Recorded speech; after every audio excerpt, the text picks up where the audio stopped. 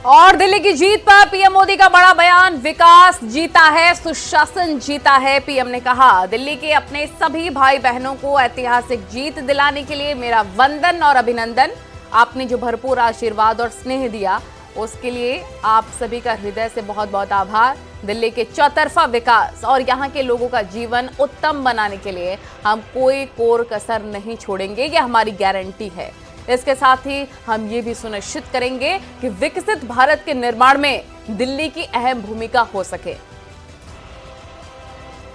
उन्होंने साथ ही बीजेपी के तमाम कार्यकर्ता को लेकर भी कहा। उन्होंने कहा, तमाम कार्यकर्ताओं पर मुझे गर्व है जिन्होंने इस प्रचंड जनादेश के लिए दिन रात एक कर दिया। अब हम और भी अधिक मजबूती से अपने दिल्ली वासियों की सेवा में समर्पित रहेंगे। ये तमाम बड़ी बातें उनकी तरफ से एक्स पर पोस्ट की गई हैं।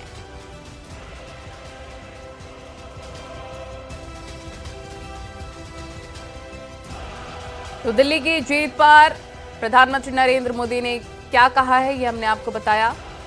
उन्होंने कहा, विकास जीता है, सुशासन जीता है। दिल्ली में जीत पर प्रधानमंत्री का पोस्ट।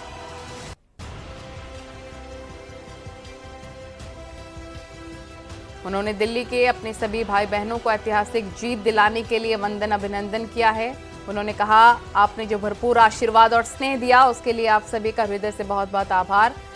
दिल्ली के चौतरफा विकास और यहाँ के लोगों का जीवन उत्तम बनाने के लिए सब हार गए। इसका इशारा साफ है, देश की जनता झूठ फरेब की राजनीति विश्वास नहीं करती। लेकिन एक और कमाल की बात है, कांग्रेस पार्टी अगेन 0 सन्नाटा। राहुल गांधी कहाँ हैं? तो बिहार आ रहे हैं। क्या कहते थे लोकसभा के बाद, मोदी जी हमसे आंख मिला के बात नहीं कर सकते। हरियाणा में साफ हो गए, महाराष्ट्र में साफ हो गए, अब दिल्ली में साफ हो गए, अगली बारी बिहार की है। तो ये है कांग्रेस पार्टी का हाल और ये है आम आदमी पार्टी का हाल। देश चलता है मोदी जी के साथ क्योंकि ईमानदारी। और दिल्ली के नतीजों के बाद बीजेपी में मंथन, सीएम चेहरे को लेकर काफी मंथन तेज हो गया। दलित या सिख चेहरे पर दांव लग सकता है। 27 साल बाद दिल्ली में बीजेपी की वापसी हुई है। संदीप हमारे सहयोगी फोन लाइन पर जुड़ गए हैं। संदीप, हम देख रहे हैं कि जीत के बाद बीजेपी में मंथन भी चल रहा है और सवाल यही हर किसी के मुंह पर कि सीएम कौन होगा।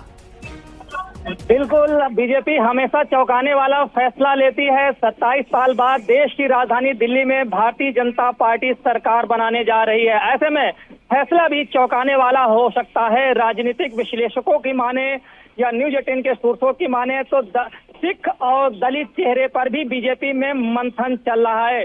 क्योंकि अगर दलितों की बात की जाए तो दिल्ली की 20 सीटें ऐसी हैं जिस पर दलितों का प्रभाव है और 12 सीटें ऐसी हैं जिस पर दलित वोटर निर्णायक भूमिका में है।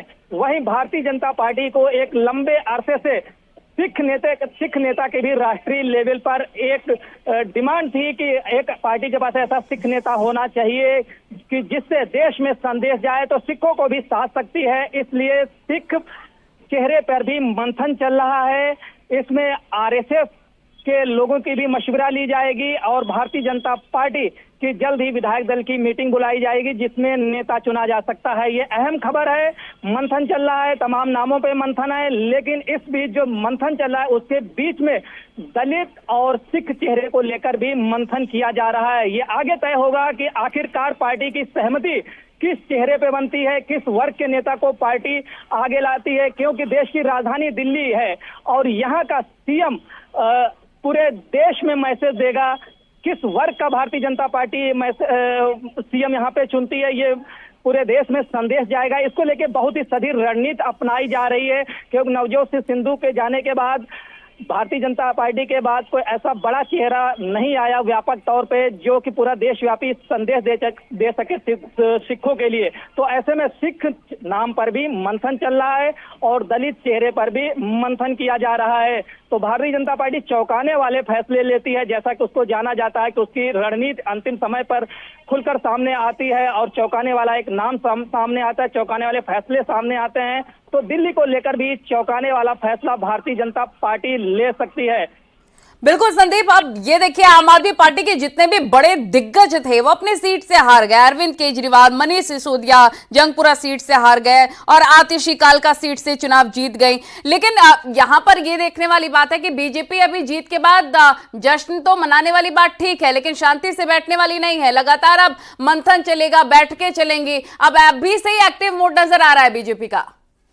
बिल्कुल, राष्ट्रीय नेता जो हैं एक्टिव हैं। प्रधानमंत्री नरेंद्र मोदी ने खुद अभी एक पोस्ट किया है, दिल्ली की जनता को शुभकामनाएं दी, हार्दिक बधाई दी है उन्होंने बीजेपी जिताने के लिए। अन्य नेता भी लगातार एक पोस्ट कर रहे हैं। इसके अलावा दिल्ली में सीएम पद को लेकर, नए चेहरे को तलाशने को लेकर भी मंथन शुरू हो गया है और बीजेपी जैसे पहचानी जाती है कि वो चौंकाने वाली फैसले लेती है। अब देखना ये होगा कि सीएम पद भारतीय जनता पार्टी किसको सौंपती है।